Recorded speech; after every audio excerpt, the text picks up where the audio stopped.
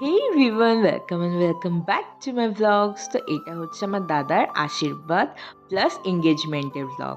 ডেটটা পড়েছিল 14 মার্চ আর আমরা 13 মার্চেই রাত্রেবেলা বসে তত্ত্ব সাজাচ্ছিলাম। ওই আমরা 1টা থেকে সাজানো শুরু করেছি, আমরা ভোর 5:45 অবধি বসে তত্ত্ব সাজিয়েছি। মাঝখানে আমাদের এবার মনে পড়েছে যে আমরা স্কিন প্রিপারেশন ওরকম কিছু করিনি। আমার ব্যাগে মুলতানি মিট্টি ছিল, ওইটা দিয়ে আমরা রাত্রেবেলা ওই প্রায় তখন 4টে মতন বাজে, তখন আমরা মুখে মুলতানি মিট্টি লাগিয়ে বসেছিলাম। তো যাই হোক, আমাদের শুধু সকালবেলা একটাই তত্ত্ব বাকি ছিল, সেটা হচ্ছে মাছের। মাছটা সকালবেলায় যেহেতু আসবে, তোমরা মাছটা বাদ দিয়ে বাকি সবগুলো করে শুয়ে পড়েছিলাম। ওই 3-4 ঘন্টা মতন শুতে পেরেছিলাম। তো সকালবেলা উঠে মাছের ওই ডিউটিটা ছিল আমার বাপ্পাদার। তো বাপ্পাদাই ওই মাছের ওই সাজানো বাজানো, ওই হলুদ হলুদ দিয়ে যা যা থাকে, তো সেটা দাদাই করেছিল। সেদিনকে এত পরিমাণে গরম পড়েছিল না, মানে বীভৎস বাজে গরম পড়েছিল। আমি মুখে কিচ্ছু মাখিনি, আর এইদিকে পুচুদার টেনশনে মুখ কালো হয়ে গেছিলো।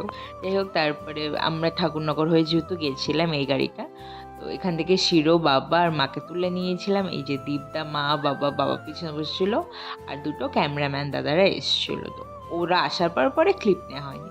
তো কথা বলতে বলতে আমরা চলেও এসেছি, আর এখানে পরপর সুন্দর করে সব কটা তত্ত্ব সাজানো হয়েছে। এবার আমাদের দুদিকে প্রবলেম হয়ে গেছে। এক তো শিরো ছিলই, শিরোকে নিয়ে একটু ব্যাপার ছিল যে ওখানে বাকি অনেকগুলো কুকুর বিড়াল ছিল, তো ওদের সাথে শিরোকে মিক্স আপ করা যাবে না। আরেকটা ব্যাপার ছিল, সেদিনকে যেহেতু হোলি ছিল, তো ওর জন্য আমাদের রাস্তায় বেশটা লেট হয়েছে। তো তারপরে ওদের আশীর্বাদের পর্ব শেষ হওয়ার পরে ওরা একটু ছবি তুলতে গেছিলো, আমিও গেছিলাম, আমিও কিছু ছবি তুলে এসেছি। সবাই খেয়ে নিয়েছিল, বাট আমার দাদা বৌদি আমরা কিছু স্পেসিফিক কিছু লোকজন আমরা বাকি ছিলাম খাওয়া।